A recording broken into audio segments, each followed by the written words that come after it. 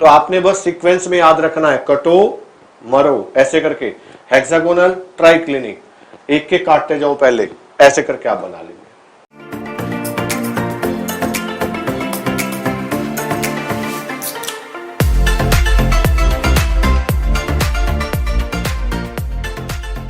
ये डेफिनेशन हमारी हो गई थी। दो तरीके के जो सॉलिड होते हैं, क्रिस्टलाइन और एमोर्फस, ये भी हमने कल कर लिया था, इस पर भी हमने तसल्ली से बात की थी। और एक और क्वेश्चन हमने कल किया था कि जो डायमंड है, why diamond does not conduct electricity but graphite conduct, ये भी कल हो गया था, ये भी हमने किया था। Type of solid on the basis of bonding, ionic, covalent, metallic, molecular solid, इन सब पे बात हुई थी। और वहां से चलते चलते यहां आ गए थे जहां अभी है। तो हेडिंग है हमारा type of unit cell, types of unit cell. Unit cell कितने तरीके की होती है on the basis of edge length edge angle, जो लंबाई चौड़ाई ऊंचाई उसके आधार पर, और जो उनके अंदर कोण बनते हैं उसके आधार पर। तो उस आधार पर जो यूनिट सेल है बेटा, वो 7 तरीके की होती है, 7 तरीके की, 7 टाइप। और कल भी मैंने एक डायलॉग बोला था आपको, फिर से बोल देता हूं। क्या डायलॉग ये है, एक वर्ड आपने याद रखना है, दैट इज कटो। कटो और ऐसे याद कर लो, मरो। सी से क्यूबिक, टी से टेट्रागोनल, ओ से बनता है ऑर्थोरोम्बिक, एम से बनता है मोनोक्लिनिक, और आरएचओ से बनता है और रोम्बोहेड्रल, और इसके बाद में एक एक्स्ट्रा जोड़ देना, ट्राइक्लिनिक। ट्राइक्लिनिक। अब आप कहेंगे ये तो वैसे भी याद हो सकता है आगे पीछे, बहुत ही आसान हो जाएगा अगर आप इस सीक्वेंस में याद कर लेते हैं। तो फिर आपको जो एबीसीडी और अल्फा बीटा गामा का जो रिलेशन होता है वो याद करने की जरूरत नहीं पड़ेगी। कटो, देखो क्यूबिक, इसका पहला अक्षर T, tetragonal, H hexagonal, cut, ये उल्टा लिखा है यहाँ पे है ना, कट ओ, उसके बाद ओ, कटो, मरो, हेक्सागोनल और ट्राइक्लिनिक। मैं समझा देता हूं आपको पूरा, एकदम आप भी कॉपी पे बनाएंगे इसको,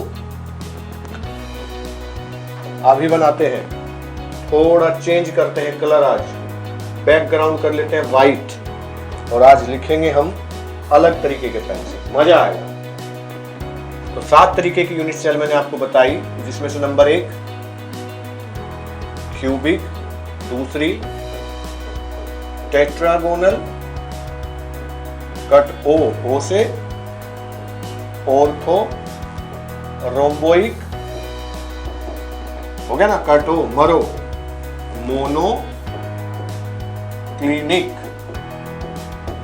आरएचओ से, रोम्बो हेड्रल, और उसके बाद 2, एक स्पेशल हेक्सागोनल, हेक्सागोनल, और सबसे लास्ट में बेटा ट्राई क्लिनिक। ये 7 तरीके की यूनिट सेल हो गई, 2, 3, 4, 5, 6 और 7। क्यूबिक के बारे में तो आपको पता ही है। क्यूबिक के बारे में A equal to B equal to C, ये रिलेशन होता है। लंबाई चौड़ाई और ऊंचाई बराबर होती है। एंगल के बारे में भी आपको पता होगा, हर एंगल 90 होता है। Alpha equal to beta equal to gamma equal to 90। इस ऐसा रिलेशन जिस सॉलिड में होता है उसको हम कहते हैं क्यूबिक। अब देखो मैं क्या करता हूं, ऐसे ही लिखा पहले, A equal to B equal to C, alpha equal to beta. याद करने का तरीका बताता हूं आपको, आप पहले ऐसे लिख लो, सब में लिख लो ऐसे, A equal to B equal to C, alpha equal to beta equal to gamma equal to 90, सब में ऐसे लिख लो। A equal to B equal to C, alpha equal to beta equal to gamma equal to 90, सब में हमने ऐसे लिख लिया। अब देखो कितना आसान है आपके लिए, अगर आपने बस वो नाम याद किए बेटा। तो टेट्रागोनल का मतलब क्या है, आप एक काट दीजिए, मतलब लंबाई चौड़ाई में से दो चीज तो बराबर होंगी, एक जो है इक्वल नहीं होगा। अल्फा बीटा गामा 90 होंगे तो ऐसे जो यूनिट सेल बनेगी उसको हम टेट्रागोनल कहेंगे। और इसमें आप दोनों काट दो, ए कटो है ना, ओ कटो, A not equal to B not equal to C. Alpha beta gamma तीनों 90 होंगे, ठीक है। आदर्श अम्बेडकर जी कीजिए। और मोनोक्लिनिक बेटा इधर से तो कट ही चुके हैं ये, मोनोक्लिनिक में आप इधर से एक को काट दीजिए। तो A not equal to B not equal to C, alpha not equal to beta equal to gamma equal to 90। एक बार जरा इनका वो देख लेते हैं, हम स्ट्रक्चर देख लेते हैं। देखो पहले वाला क्यूबिक में आ गया, दूसरा टेट्रागोनल। यहां पे आपको शायद क्लियर नजर नहीं आएगी पिक्चर, है ना, यहां पर क्लियर नहीं आएगी पिक्चर आपको नजर, बिल्कुल इसी पर आ जाते हैं अपने। तो आप एक एक करके काटते जा रहे हो तो आपका क्या होगा, ट्राई क्लिनिक पर आते आते सब कट चुके होंगे।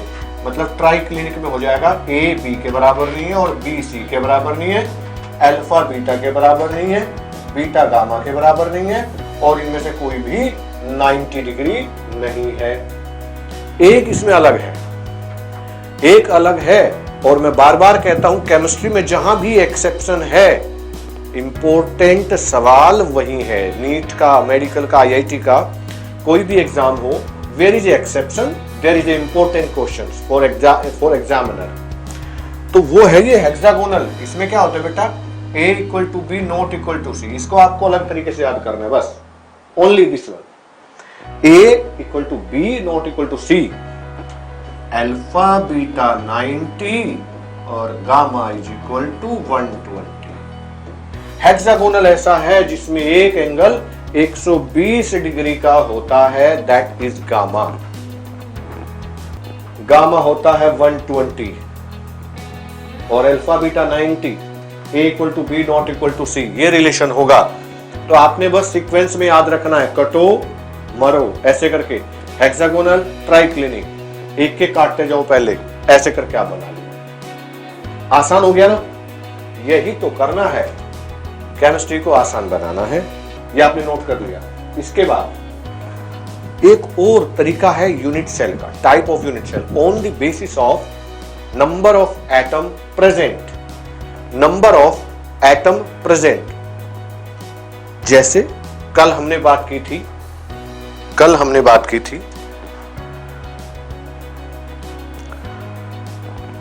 एक ऐसी यूनिट सेल होती है जिसमें जो एटम है बेटा वो केवल कॉर्नर पर होते हैं, केवल कोने पर होते हैं। ये इस तरीके से ऐसी यूनिट सेल को हम बोलते हैं सिंपल यूनिट सेल, साधारण यूनिट सेल, सिंपल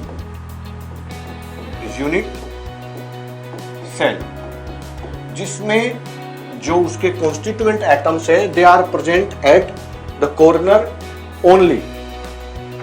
दूसरे वाली जो यूनिट सेल है वो होती है सेंटर्ड यूनिट सेल, सेंटर्ड, केंद्रीय फलक सेल, हिंदी में ये बोला जाता है सेंटर्ड यूनिट सेल, केंद्रीय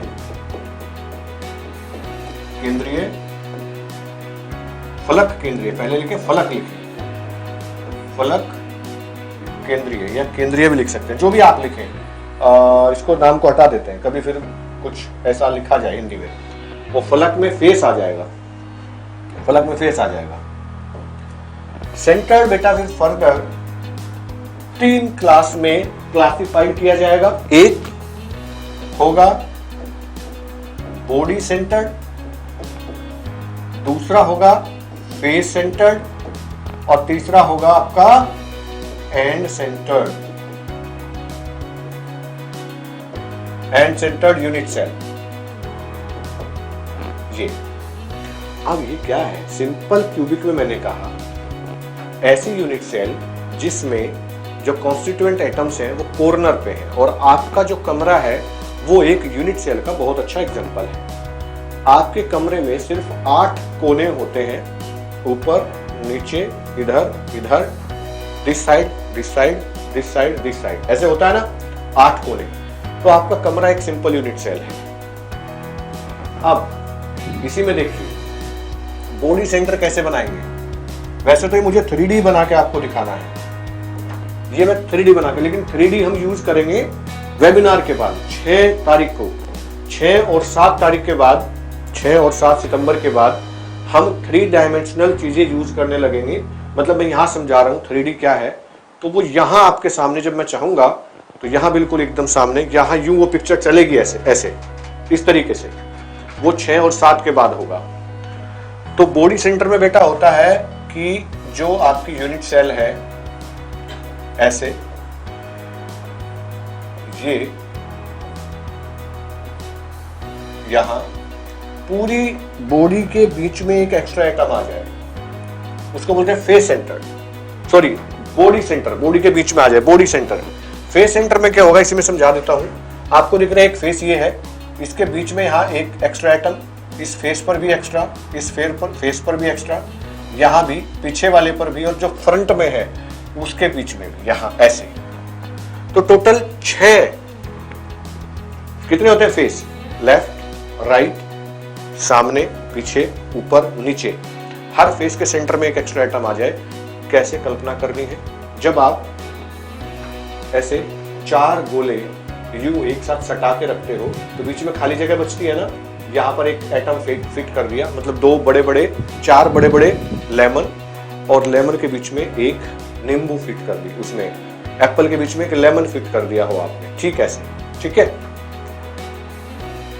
और ऐसे 6 फेस हैं, हर फेस पर ऐसे आपने फिट कर दिया। और जब आप उसको काट करके फेस को प्लेन करते हैं तो जो फेस पर एटम लगा हुआ है वो आधा कट के बाहर गिर जाता है, यानी कि फेस सेंटर वाला एटम अपना 1/2 कंट्रीब्यूशन ही इंक्लूड करता है। तो इसमें टोटल एटम कितने हो जाते हैं? आपको कल कहा था ये जो कोने वाला एटम है बेटा, वो अपना कितना कंट्रीब्यूशन देता है? ये देता है 1/8 और 8 कोने। सिंपल क्यूबिक में तो 1, चूंकि यहां फेस सेंटर मैंने बना दिया तो 1/2 कंट्रीब्यूशन देते हैं। टोटल फेस 6 हैं, तो 4 एटम हो जाते हैं आपके फेस सेंटर में, इसमें 4 एटम हो जाते हैं, और बॉडी सेंटर में हो जाते हैं आपके 2 एटम। बॉडी सेंटर पूरी बॉडी देखो ऐसे ऐसे ऐसे, यहां कोई बीच में एक एटम आके रख दे तो जब वो चाकू यहां चल रहे थे दीवार को प्लेन करने के लिए तो बीच में चाकू नहीं आता। This is called body centre.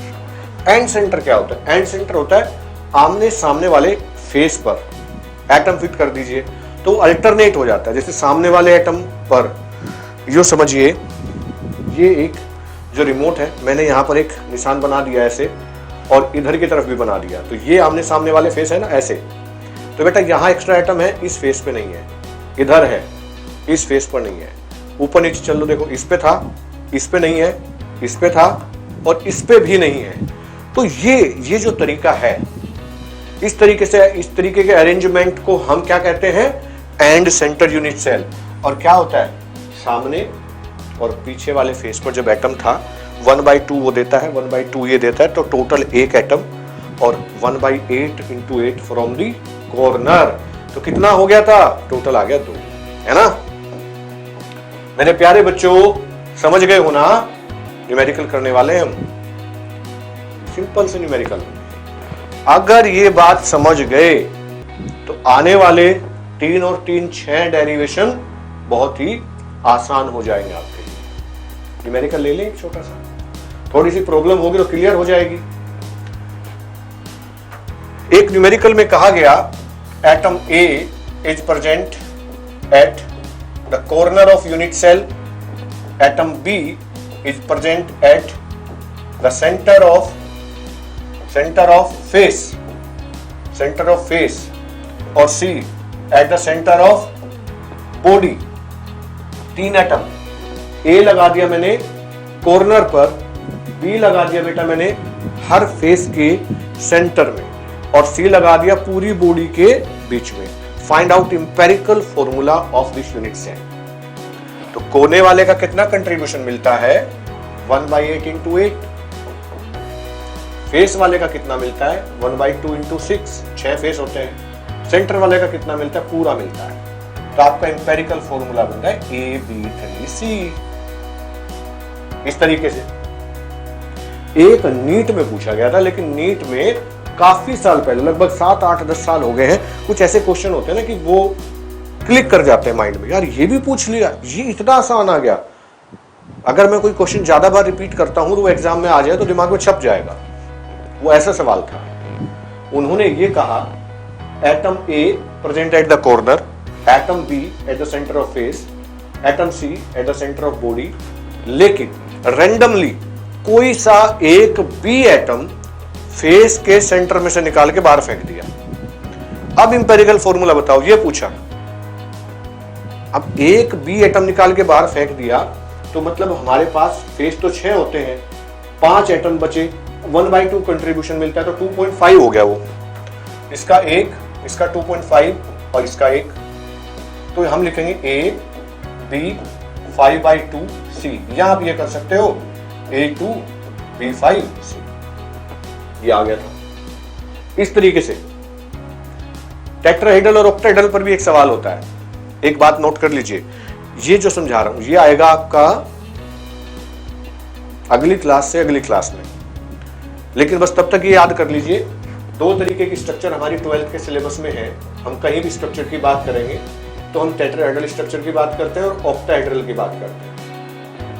Octahedral space अगर कोई ऑक्यूपाई करेगा एटम तो उसका कंट्रीब्यूशन n माना जाएगा, और टेट्राहेड्रल करेगा तो उसका 2n माना जाएगा। अब ये क्या है, मैंने कहा अभी 2 सेंटेंस रट लेने हैं कि अगर कोई कहते हैं कोई एटम टेट्राहेड्रल स्पेस ऑक्यूपाई करता है, मतलब वो अपना 100% काम कर रहा है, और अगर कोई ऑक्टाहेड्रल करता है तो वो n 100%। अगर कोई टेट्राहेड्रल करता है तो बेटा वो अपना डबल ऑक्यूपाई कर रहा है, ये मान के चल रहा है। सवाल क्या बना कि atom X occupied octahedral space, atom Y occupied 2/3 part of tetrahedral space या site. Find out empirical formula, इसका मूलानुपाती सूत्र बताइए जब एटम X एक ये ऑक्टा टेट्रा क्या है, मैंने कहा चूंकि इंपेरिकल फॉर्मूला चल रहा है चलो बताते चलो। अगले वाली में मैं आपको पैकिंग इफिशिएंसी जो डेरिवेशन है वो कराऊंगा, और उसके बाद यही कराऊंगा मैं जो स्पेस ऑक्यूपाइड में अभी बता रहा हूं। अभी मैंने कहा पर रटिए टेट्राहेड्रल 2n, n की वैल्यू उसने दे दी 2/3, तो ये हो गया 4/3। और टेट्राहेड्रल कितना हो गया, ये x है तो x रहेगा, वो आंसर आ गया x y 4/3, या आप कह सकते हो x3 y4, ये आंसर आ गया आपका। ठीक है, तो बस आज इंपॉर्टेंट क्लास थी ये छोटी सी, ठीक है, आज इतना ही कर लेते हैं यार, मैं भी थक गया। कल मिलते हैं फिर।